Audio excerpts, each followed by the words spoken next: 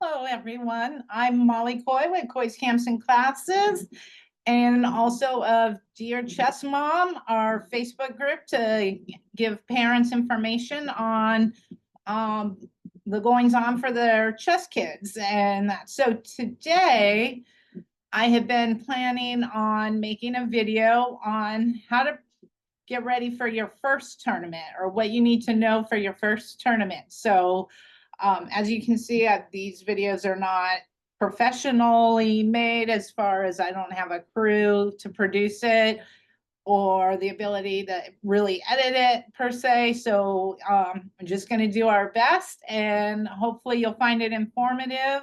And you can always ask me questions later by email or through our Dear Chess Mom group or any of those options. So let's start out with the idea that your child, maybe they're in chess club or they're taking classes or they've been even self-taught and they have come to you and they bring you a flyer or they tell you they want to do their first tournament and now you're not sure what to do or what the information on the flyer means. So we're going to first go ahead and take a look at a sample tournament flyer, which was actually the flyer for our tournament this past week.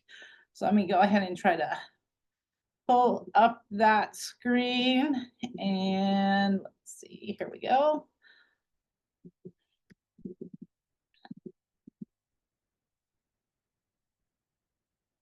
So we are looking at the tournament information sheet or the publicity sheet, however you want to refer to it, for our tournament this past Saturday, which was February 22nd, 2025.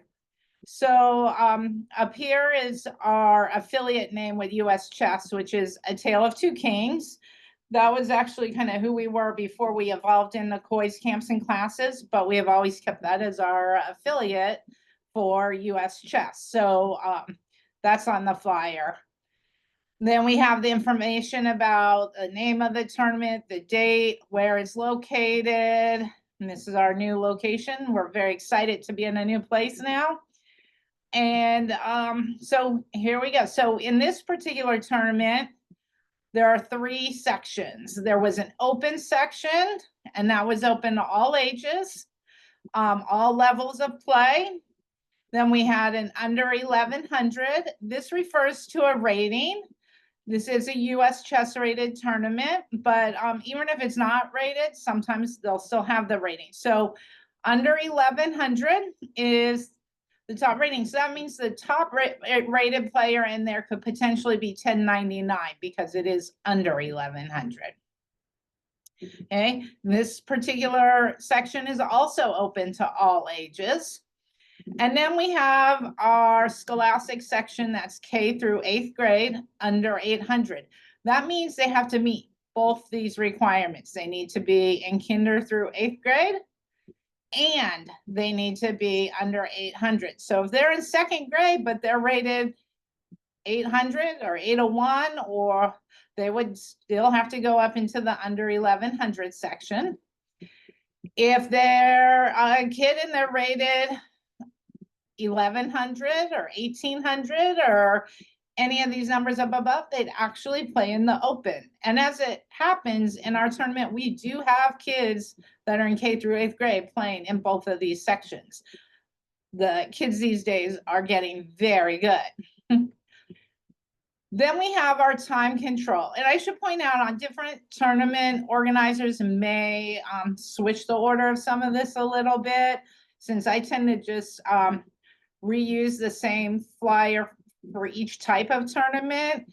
It's pretty much going to be in the same order unless there's some reason I need to add something. So right here is our time control. That refers to how much time is set on the player's clock for each player. So in this case, it's game in 25 with a delay of 5 seconds. And what that actually means is when your opponent presses their clock, the clock will count down 5 seconds before actually counting down on the 25 minutes. This is often enough time to make a quick move if you already know the move, if you've recognized the pattern. It's enough for that, but it's not going to be enough time to really think about your moves or anything. Now, not all tournaments have a delay. Some it would just be, say, game in 25. If there's nothing here, then it would be a 0 delay, or there's another item that's called an increment. So if this said +5 or INC 5, which is short for increment, the difference with that is that means every time your clock starts, you have another 5 seconds added to your time. If you only took 2 seconds to make your move, you would still have that remaining 3 seconds added onto your time. Whereas the delay, if you make your move within that delay, you don't have the remainder of the delay added in. Now, something important to note, but not necessarily for your first tournament, is if this is delay 30 or above, and honestly, I've never seen it above 30, or increment 30 or above, the players have to notate all the way until the end of the game. And we'll talk a little bit about notation, although that's not the main gist for their first tournament. So you want to pay attention to this. If it's shorter than that, then they can stop notating or writing down the moves of the game as soon as either they or their opponent gets down to below 5 minutes. Okay? That feel free to ask more questions on. Hopefully I'll get around to maybe making a separate video about notation and or clocks. I want to do that either as 2 separate ones or one together, but definitely separate from this. In most cases, if it's a young child between kindergarten, 3rd grade, I should note pre-K can actually also play in this section because they're younger. So, but a 9th grader could not play in this section. Okay, so, but 3rd grade and below, if they're playing in a tournament section that is 3rd grade and below, generally do not need to notate. If they are above 3rd grade, in theory, they need to notate, but there are some cases where it's up to the tournament director's discretion. So for example, if it's a kid's very first tournament, they can, generally speaking, be excused from notation. In some cases, the tournament director may also adjust their clock. There's up to a little bit less time. There's a formula for that to do it ideally. That should not stress out the kid, but that's just to account for the extra time the opponent has to take notating so that there's not really a time advantage. Can it ever be done perfect? Probably not, but just something to be aware of. If there is some reason that your child is unable to notate, maybe due to a physical disability, maybe due to in certain religions and that on certain days you can't notate, there are some options there, and that you would talk to your tournament director about to see what options they have, whether they have someone to do the notation for them, or they just excuse it, or they excuse it and adjust the time. Again, not a major deal for your first tournament. It's not something I would stress about at all. Okay, this one also tells you that there's 4 rounds. So in this particular tournament, there were 4 rounds, and then we give the round time. So the first round was at 11:30, then 12:45, and then we actually had a little bit longer time between round 2 and 3 to allow for a break. Tournaments often start a few minutes late, so it allows for some catch-up time.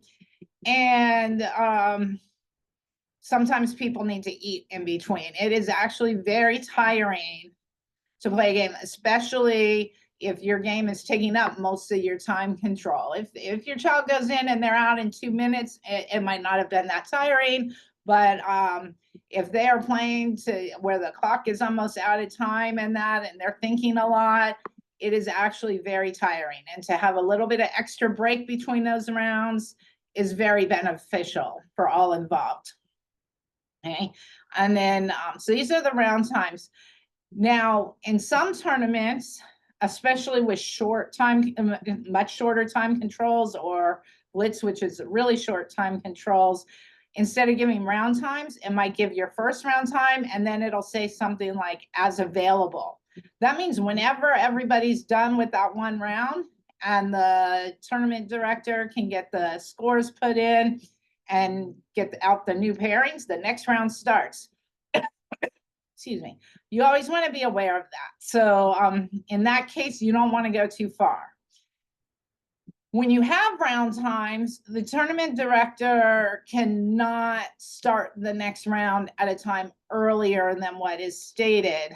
If everybody's already back in their seats and ready to go, then they probably could go ahead with it. But certainly nobody should be penalized by having their opponent start the clock before the round time. And so that's also something very important to note is if you come back late. So once the tournament director says, okay, you may now begin your game, or they might say start White's clock.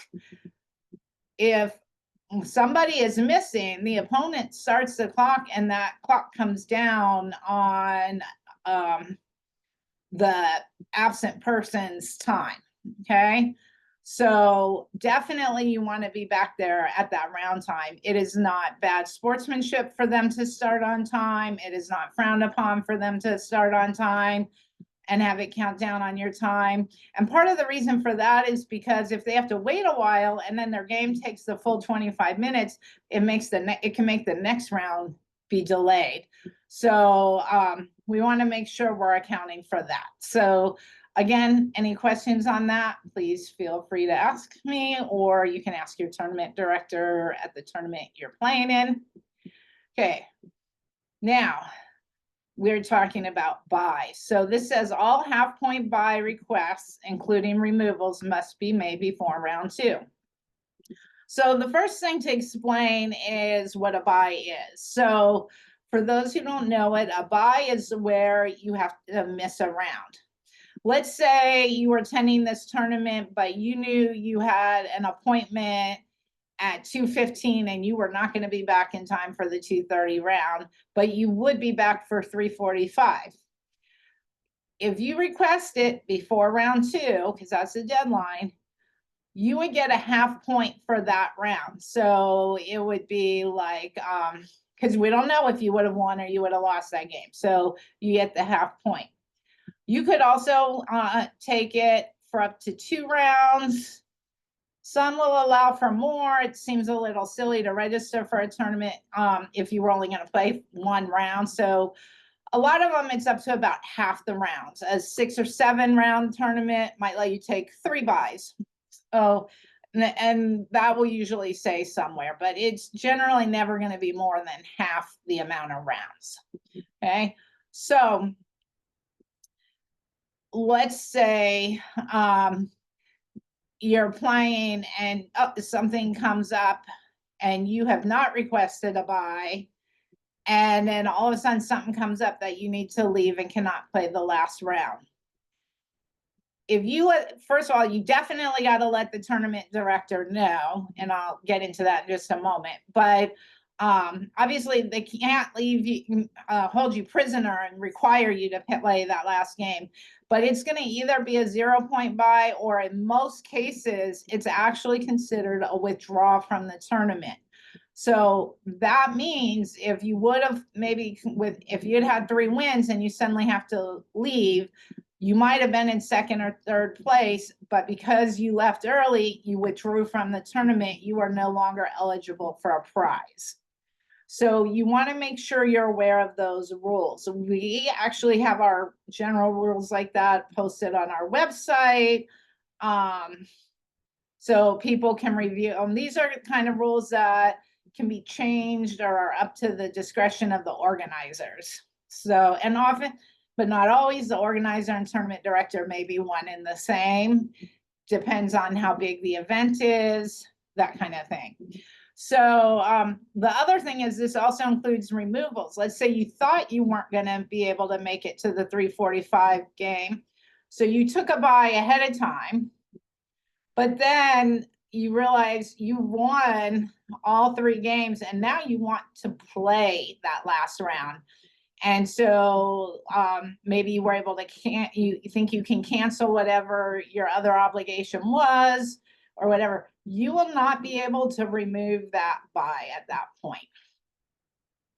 Same with if you maybe won all 3 games and you're thinking, okay, if I lose the 4th game, I'm not going to get a prize. But if I take a buy, that's a half point and I'll be guaranteed it maybe not winning, maybe tied for first, maybe a 2nd place.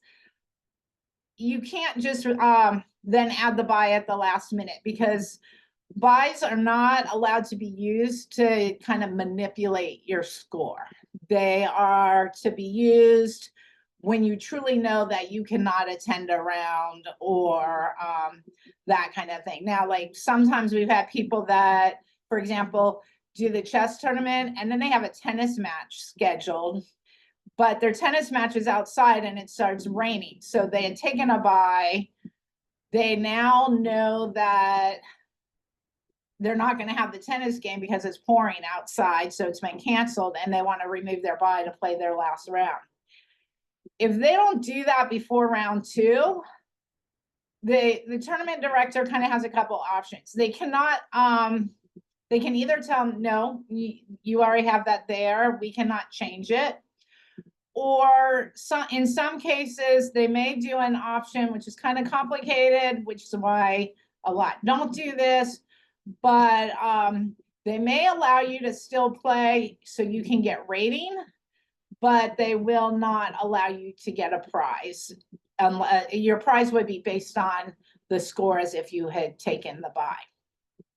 So basically the point, without getting too into it, is you want to have your buys scheduled at the latest before the start of round 2. And if you want to remove them, you got to do it before the start of round 2. Okay. Now, if this were a 6-round tournament, then it would probably be the start of round 3. So that's why we put the information here, just to let you know. Okay, moving on to probably more simple ideas is the entry fee. That's pretty straightforward. It's $20 for this particular tournament. Different tournaments have different prices. Our longer tournaments have a little bit bigger price because we're working more of the day, and also they usually have better prizes if they're longer time controls. Okay, this does not include your US Chess membership fee, which you pay for once for a year's membership. That is separate. This is just the entry fee for the tournament. Then we show our prizes. So in this particular case, the open section has different prize structure and different prizes than the other 2 sections. So our open section, first place gets 50, second place gets 35, and then instead of a third place, we have the top player under 1,400 gets 20, which basically means they break even unless they tie with someone. Now, the based on 6 entries means if we don't get 6 entries, then let's say we had 4 entries, then the prize money would be prorated by that same percentage and that. So for this particular one, odds are we're going to have 6 people. That's if we have much less, it's hard to even run that section, or we may have to combine sections, which does not count on the 6 entries. But for our ones with bigger prize money, they generally are based on 12 entries. And so you might have a tournament with 8 people. You can still run it, but it's not enough entry fee money to really be able to pay out those full prizes. If it does not specify based on 6 entries or based on however many entries, and there's some shorthand for writing that too, but if it does not have any indication, then the full prize money should be paid out. And now here's the interesting thing. So the other 2 sections have trophies for first through third. Now, here's the interesting different thing. Let's say in the open section, you have a tie for first place, the top two people tie.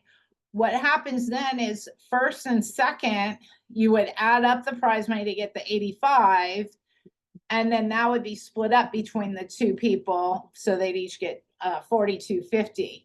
If you had three tie for first place, there is no third place money here, then these two would be added together and divided by 3.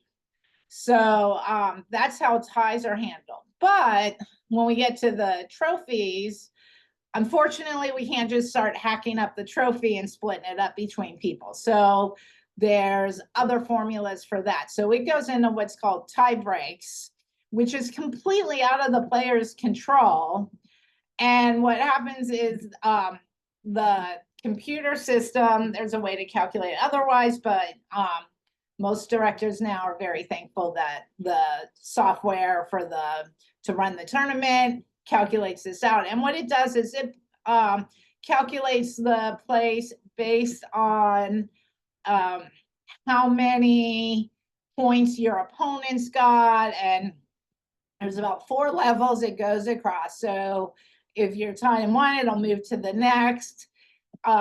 It's a complete system. You can find it in this book, the Official Rules of Chess, and we can show it to you. And usually when the prize list is printed out, it shows those tie breaks.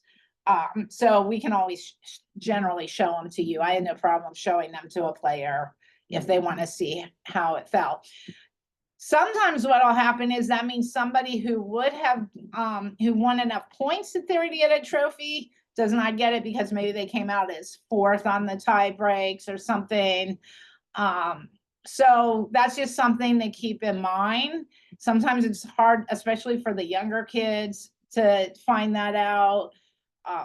Usually in the beginner sections, if we have a prize available and the person has waited around and they tied for 3rd, we will try to give them something. We don't guarantee it, which is why it's not on here, but we try to if we can. We do not do that for the older or more experienced sections.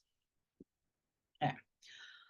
I think that covers that. Oh, you should also note too that this under 1100 could actually have people that are below 800 as well, that are 9th grade or older.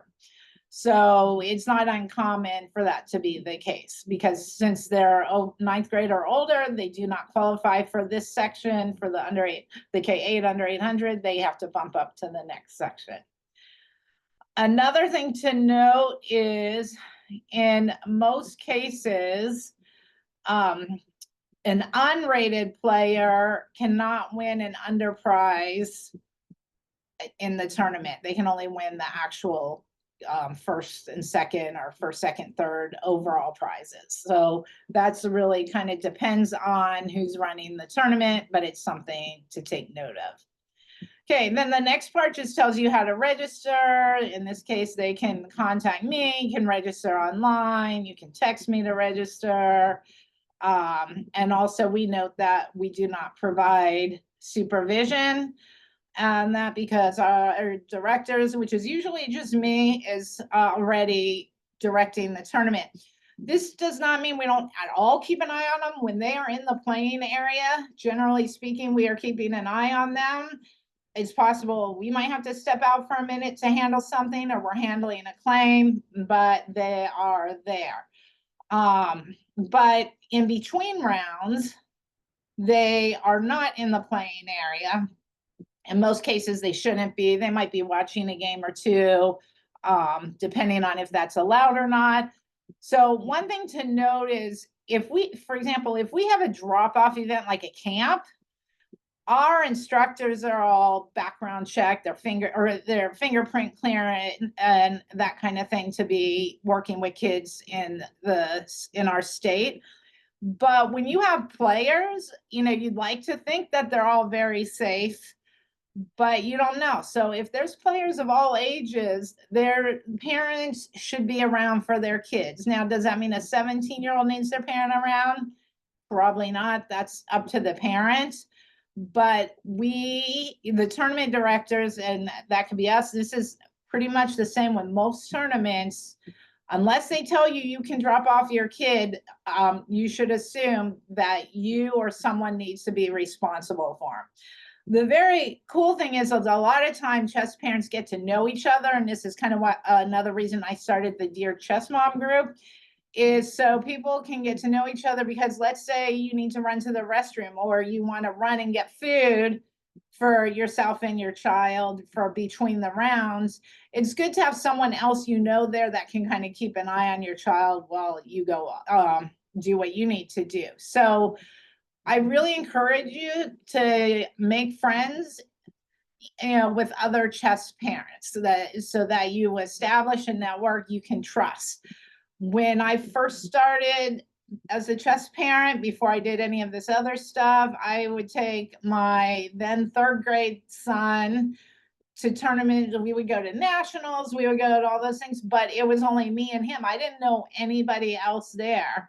And so it was very difficult if I needed to run back to the hotel room to get something. And we always stayed in the same hotel that the event was in, but it just makes it tougher. So I'd have to make sure he knew where to wait for me, where it was at least a safer area.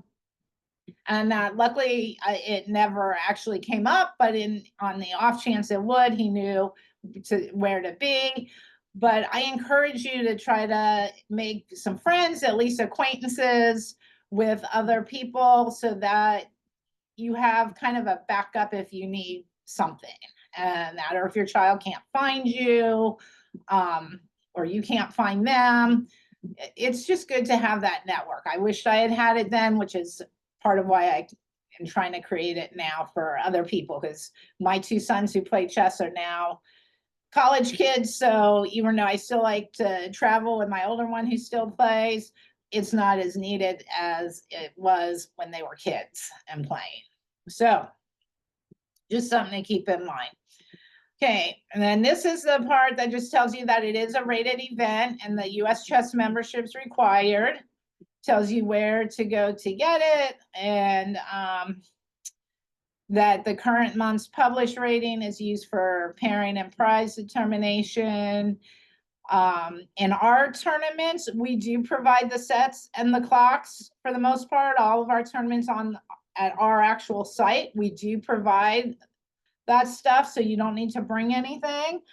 But many tournaments, you are responsible to bring your own set, and you're responsible to bring your own clock, your own pen for notation. You may need to bring your own notation book or notation sheets. Most will have those provided, but not all. So I'll always check. If it doesn't say that it's provided, I would assume it's not provided, and bring your own stuff. And if you're local here in Tucson, we do sell some of these items, but so far we don't really ship. So if you're not in Tucson, we would recommend Rochester Chess Center, Gorilla Chess, kind of run by the same person.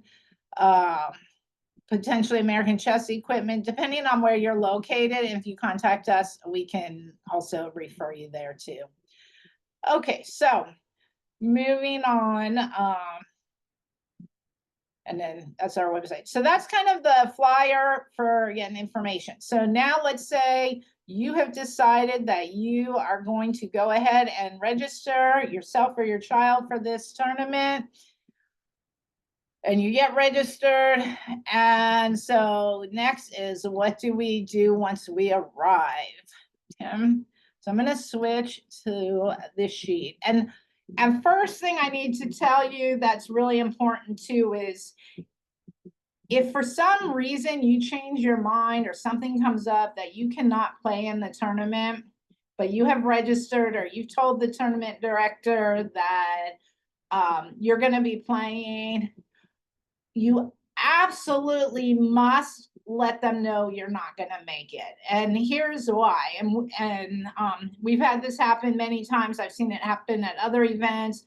I've seen it happen when I've been a tournament director at national events.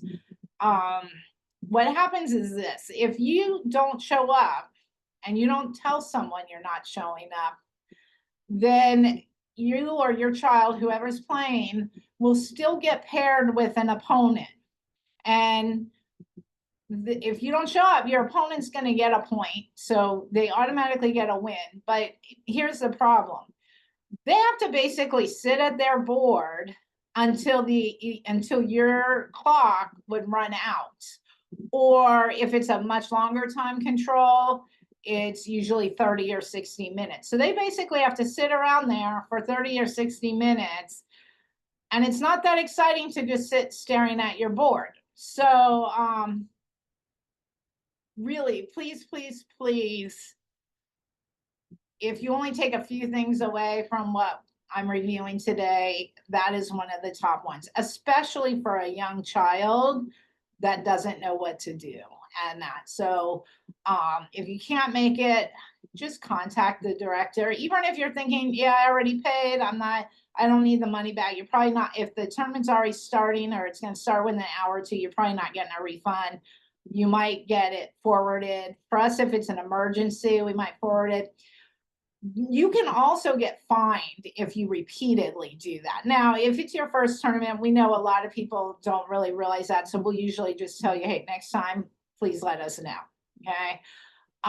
But yeah, definitely let someone know. The other thing is, like for our tournaments, we don't charge extra for last minute registration. And we also often have people who will text and say, I'm going to play on the tournament on Saturday.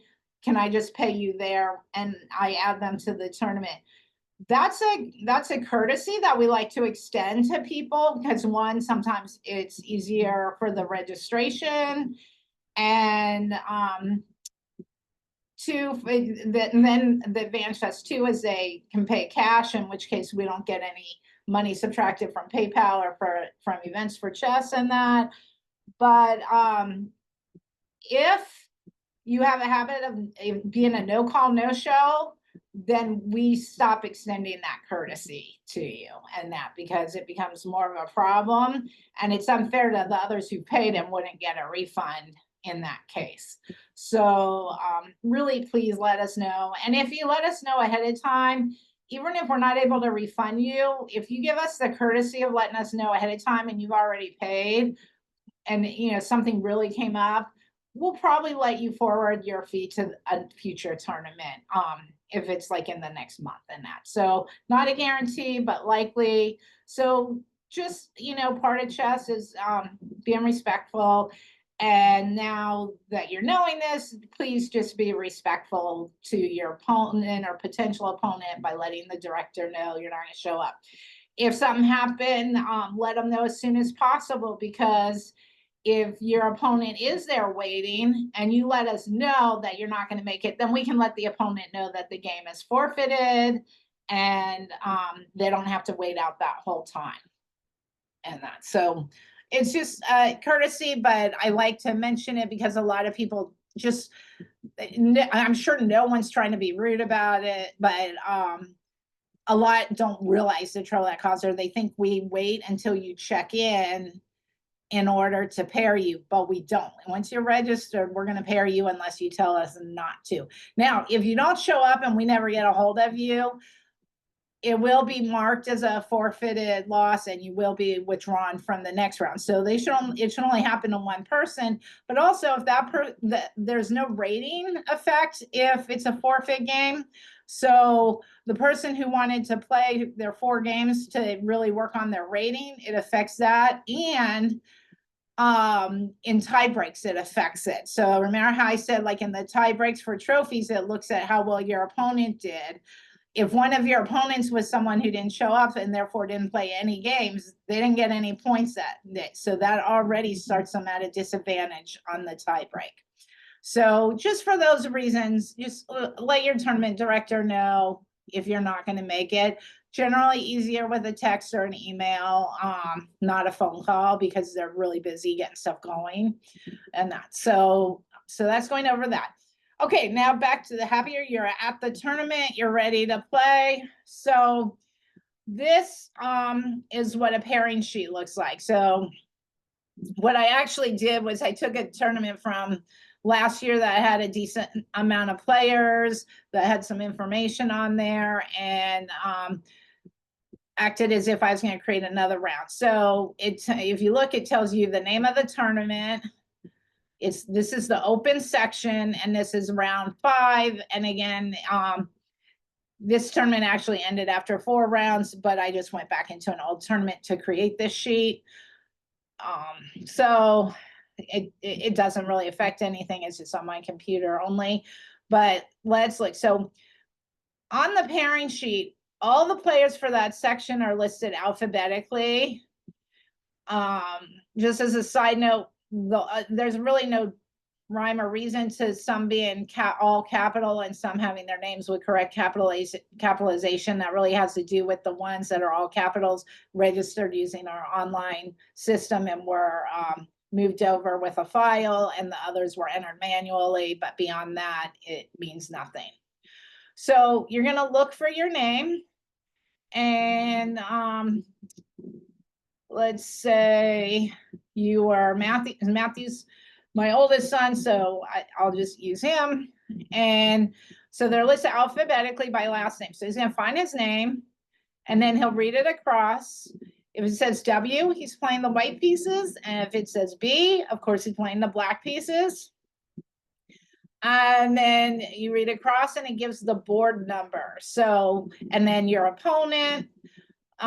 So this would tell him that he needs to go to board 2, and he's playing the white pieces.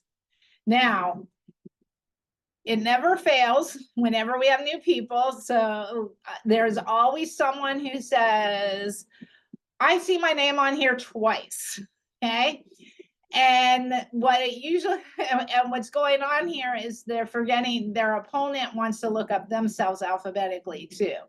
So in this case, the person that he's playing, who happened to be after him alphabetically anyway, is now listed, and he would read across black pieces, board 2. Okay. So that's the case for that. So always start from the left side and read across. Okay. Now, let's go over these numbers real quick here. This first number, the number 7, that's where he was seated when he entered the tournament. So, for example, he had the highest rating, he was seated first. He had the second highest rating, so he was seated second. So that's where, if you had just looked at their ratings, that's where they would have been expected to end up at the end. Okay. The second number here is how many points they have going into this round. So in this case, Mr. Casada has half a point going into this round, and then this is his rating. So for example, here, he was seated number 2. He had 4 points. In fact, I believe he actually looks like he was the winner of the tournament, because again, we ended after 4 rounds. And then this is his rating on that. Now, for many kids, if they get focused on what their opponent's rating is, then I would recommend that you find their seat and you don't tell them the opponent's rating, and you recommend to them they don't ask, because sometimes the opponents will lie about their rating anyway as a psychological thing. So, but if they get really focused in on that, then I would look who they're playing myself and have them, sit down. Because in all honesty, yeah, someone rated 200 is not going to beat someone that's rated 1500 unless something really went wrong. But if you're within a few hundred points up at the higher level, you have a decent chance of winning. Otherwise, no one would go up, because the way to go up is generally to beat some people that are above you, and the way to go down is to lose to people below you. So it's not someone with a higher rating is not guaranteed to win, and that. So you don't want to get too focused in the rating. Another thing to notice too is as your child, especially with kids, but as they play more, you will see a shift of them being afraid to play higher rated to being afraid to play lower rated. And that's when you know they've really, really come a long way. Because in the beginning, they're afraid to play higher people because they don't have that confidence. They're afraid that the one with the higher rating is going to win, and so on. But when they're older or they've played more and their rating's gone up, and then they're afraid to play lower rated people because if they lose to them, they don't want to see their rating go down. So that's something to keep in mind too. Okay, so this is your pairing sheet. We usually put them out in a couple places. It depends on how many players we have. Most big tournaments will have them in a few places. So just be aware. And there's even some that'll text you your pairing or email you your pairing. These are like the big tournaments in Las Vegas kind of thing. But I recommend you always double check it, because if there's a mistake, they'll sometimes repair it and then it doesn't get to you in time. Okay, so moving down, you will also see these. You can look at them to see where you're playing, but it's harder because it's not alphabetical. This is the score sheet. And so when you finish playing the game, or your child finishes playing the game, they will record their score. So if they win, they're going to put a 1. No matter what round, they're going to put a 1 if they win. And if they lose, they're going to put a 0. And if it's a draw, they're going to put half and half, or they're going to put 0.5 and 0.5 to indicate it was a draw. Okay. And I believe I actually already have a video on the different types of draws, but that's kind of the gist. Now, as they go up, just like in an orchestra and that, how well you're doing ends up with what board you're on. So the top player, if in round 1, it's by rating, and then it's kind of by score. The top rated, the top player will be on board 1. And the next one on board 2, and so on. But then as they develop points, that will affect where they're playing. Now, another interesting thing to note, and I don't really have something on here to show you, is for a Swiss tournament, which most of these are, the way they're paired is, let's say you have 20 players and you have them ranked from top to top rated to lowest rated. The unrated will be down at the bottom. It's going to divide them in half and then match them like that. So player number 1 will actually play number 11. Player 2 will play player 12, and so on. And then after that game, those who have 1 point will be split the same way. Those who have half a point, and then those with 0 points. So as you progress through the tournament, you should start equalizing, and then you'll start seeing where the top players are on the top. Now, there can be some tweaks, like some tournaments may not pair teammates together if they can avoid it. Ours, we try not to pair siblings together because you're paying to be in a tournament. You could play your sibling at home.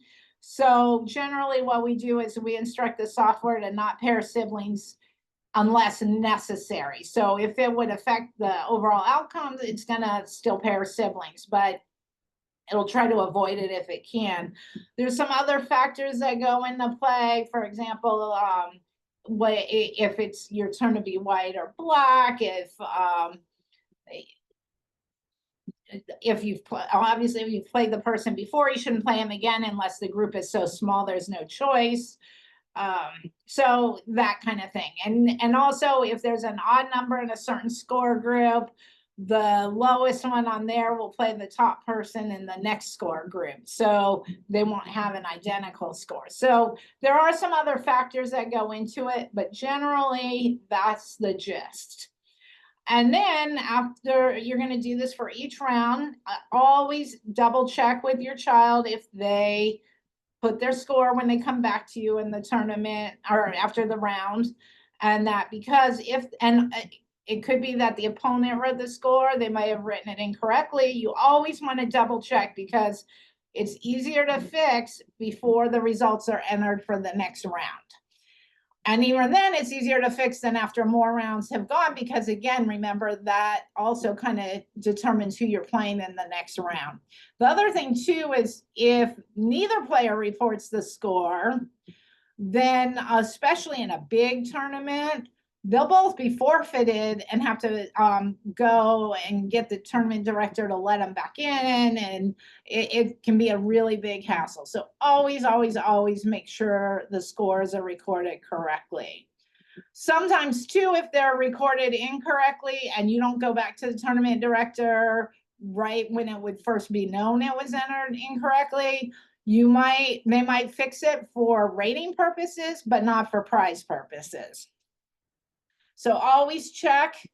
Occasionally in big tournaments like our state tournament and some other ones for the kids, they will have scorekeepers. Please, when that happens, instruct your child to make sure that the score was entered correctly. And as soon as they post up the standings or something, make sure it's correct. And that the sooner you try to fix it, the better chance you have of trying to fix it. But sometimes it's really hard to get it fixed. So another reason for notation, but that kind of covers it. So after the tournament is done, you'll wait around, see if you had the trophies. Because this sheet is written kind of in the order, the board order, you can see. So if it's only going to third place and you have 2 points, you can see that there's enough people above you that you're not going to get a place. And in generally with chess tournaments, if people don't win a prize, they tend to go.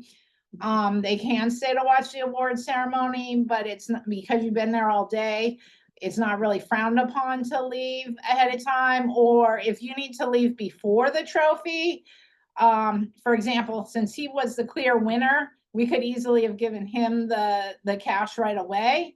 But there are some potentials for draws here. We need to wait until we can enter everything and be sure, because we might have to split the prize money. Or if it was a trophy, we need to see how the tie breaks fall.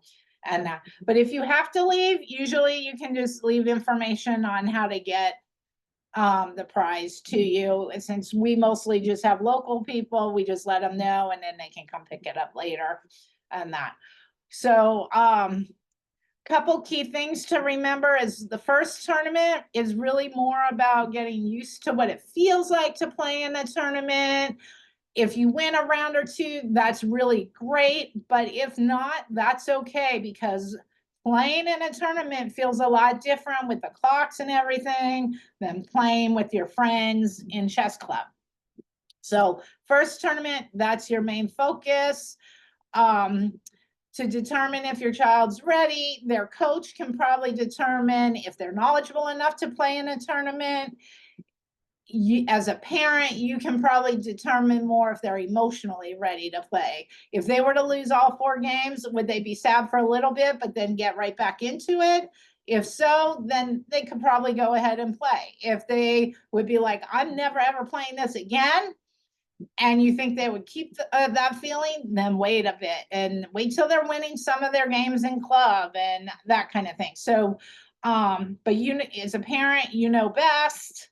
And so we yield to you on that. They should know the rules. There's oftentimes where I see tournaments and a kid or two in it still don't even know for sure how the pieces move or things like that. And that's really rough because they get frustrated that every time they make a move, their opponent's telling them they can't do that. So keep that in mind. They should know how everything moves, and they should know that part. And the other thing you want to make sure of is that they want to play in the tournament, and they can be nervous about it, but it should be that they want to do it, not that they're being overly pushed into it. But again, that's more for parents to know. And then that should really cover it for the tournament itself. I will tell you, the rule book is a pretty thick book. Some of the rules are more for how to become a tournament director and that, but each tournament is a learning experience. So the main two rules I would say you need to know ahead of time is touch move and touch take, where if you touch a piece and you can move it and legally, you have to move that piece. If you touch your opponent's piece and you can take it legally, you have to, even if it means you're going to lose your queen or some other piece. So it's a good way for kids to learn to not be so impulsive, to learn to control their impulses, because as soon as they touch that piece there and they want to then move something else, their opponent can call touch move. The rest of the rules, I would say, are mostly going to be learned by experience. There's some little tweaks with calls and that a tournament director may make, but feel free to reach out again on Dear Chess Mom, the Facebook group, or send me an email or something, and I can go over it a little bit with you. You can find the rules online too. Please do not just go in and argue with the tournament director. And also, I recommend that if they allow spectators, you don't stand there staring at your kid's game. It's going to make you nervous. It's going to make them nervous. And occasionally, their opponent's parents will claim that you're helping the child or cheating. So I don't recommend it. But overall, first tournament should be really exciting. I recommend, especially for younger kids, that you're there when they finish their rounds. One, because there's no supervision, but also they are excited to tell you if they won, or they may need your comfort if they lost. So really try to be around for your kids if you can, and just have the excitement for it. And again, if you have any questions, feel free to reach out. And I'm more than willing to help you. I've been a chess mom now for about 18 years, give or take a year. I've tournament directed for probably about 9 or 10 of those years. I've directed at the high school nationals. I've directed at North American Open a couple times. I've done some major events. So I'm pretty knowledgeable and more than willing to share that information. And if I don't know the answer, I'll let you know, and I'll either try to find out where it is or try to direct you to where to get the answer. But anyway, I think I've probably gone on a lot longer than I meant to. And if enough more comes up, I'll try to create another video. But otherwise, I hope this helps you, and that we see you at some of our upcoming tournaments, especially if you're in Tucson or nearby. And other than that, just enjoy the time with your kids, enjoy the tournaments, enjoy this phase of life, and hopefully we'll see you at an event or two. Okay, bye-bye for now.